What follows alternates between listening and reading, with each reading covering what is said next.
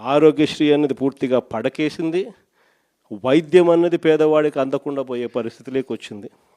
Government land, government బిల్డింగులు, పనిచేసే staff government staff, జీతాలు ఇచ్చేది గవర్నమెంటు, స్కాములు చేస్తూ ప్రైవేట్ వాళ్ళకి ఇస్తున్నాడు.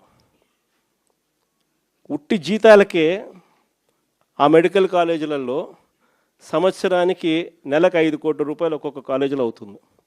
సంవత్సరానికి 60 కోట్లు, 2 ఏళ్ళకు 120 కోట్లు గవర్నమెంట్ మెడికల్ కాలేజు ప్రైవేట్ వాళ్ళకి ఇచ్చి చంద్రబాబు నాయుడు 120 కోట్లు వాళ్ళకి ఎన్నికిస్తాడంట. ఇది ఎక్కడైనా మీరు విన్నారా?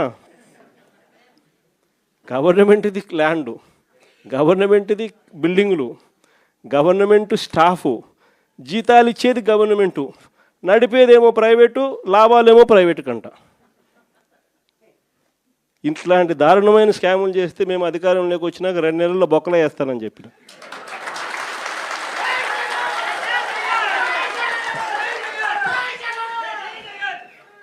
మనం ఎప్పుడైతే ఆ మాట చెప్పినామో అప్పుడు ఒక్కడు కూడా ఆ స్కాములు లేక మేము రాము, మాకు చంద్రబాబు నాయుడు ఈ కాలేజీలు వద్దు అని ఏకంగా చంద్రబాబు నాయుడుకి చెప్తా ఉన్న పరిస్థితులు మొట్టమొదటిసారిగా కనిపిస్తూ ఉన్నాయి.